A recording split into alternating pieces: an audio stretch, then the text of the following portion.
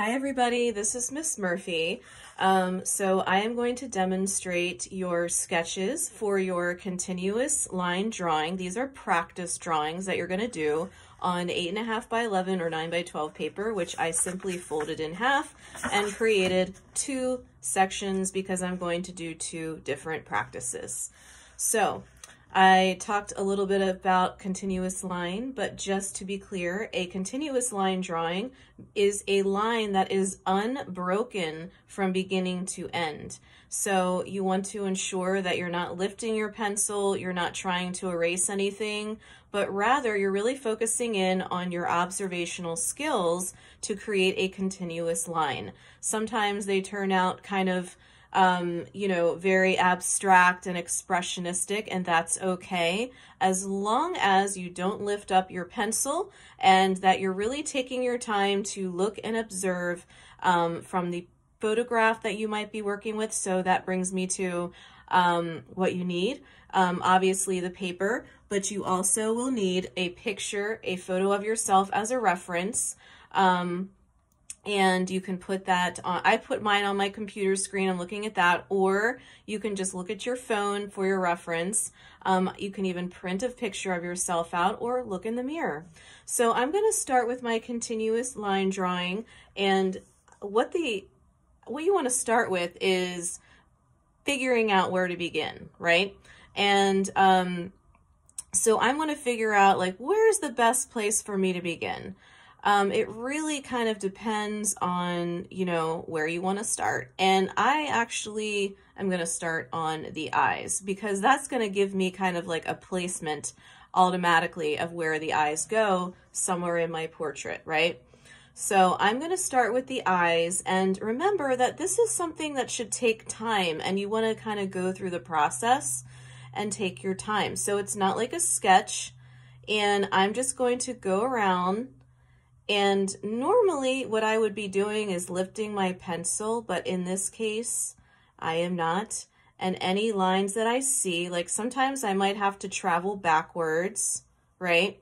Sometimes I might have to go around, but that's okay. And then I'm just going to travel around my nose area here. And sometimes I have to go twice, right? So I'm just going to figure out areas that I can draw in on my face first. I like to start with the facial features because then I can go around it and figure out where everything else goes. So if you, oh, I didn't mean to lift my pencil. So I just wanted you to see what I was doing. All right. So then I have to figure out kind of like where to go here in terms of kind of going to my chin. And I'm going to actually add my chin here, and you'll see that I'm going around the edge. I'm going to go up and around, and I can't forget that I have other features too to add on the other side. I'm not looking to see that it's perfect, but I'm taking my time, and some things are going to be, and I know I just inadvertently lifted, but I'm just going to add in here. So you want to let go of the habit of really lifting your pencil. You want to let go of it looking perfect. You want to let go of, having like if you need to go back though, I can show you a little trick that I do. Like I forgot to put the little eyeball in there, but it is important to kind of see if there's any other details that you could add wherever you are as you go. And I'm only lifting my pencil so you can see what I'm doing. So I'm just going around, and now I'm going to add, now you might see your ears, but I'm going to add my hair, and I'm just going to do the best I can to kind of do that outline. See my hair coming up here, and it's going to be going around, so I have some of my waves coming over here. Remember, we're taking our time and going slowly. Obviously, if your hand gets tired, you can lift it up, but you want to go right back to where you began.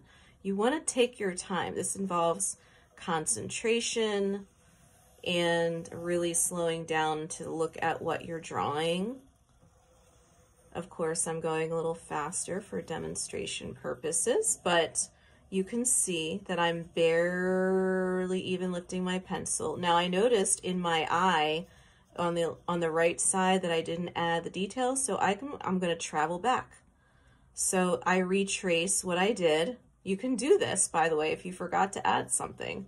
I'm going to go back and add my eye, and also I forgot eyelashes, so I'm going to add those in very subtly, the best that I can. I'm not going to worry too much about them, though.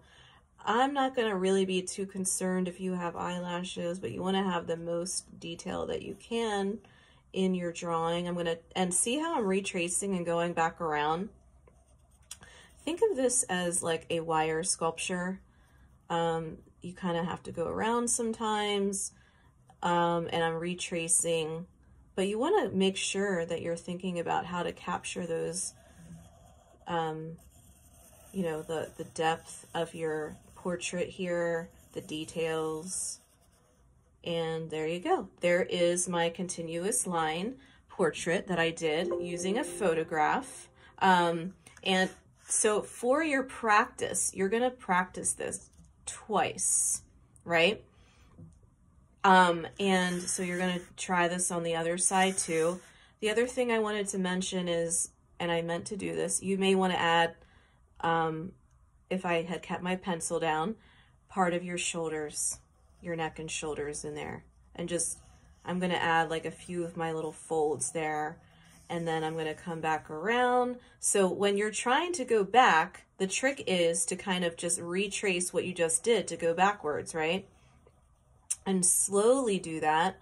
So I would recommend adding at least your neck and shoulders and maybe even part of your clothing fold if you have a little bit of that in there, and that just gives you a little more detail in there. So you want to do head, neck, and shoulders. You don't need to do your whole body, but you want to mostly be focusing on your portrait itself. So you're going to be practicing too, and so you'll have a different one on each side. You may even want to try 2 different pictures to work from.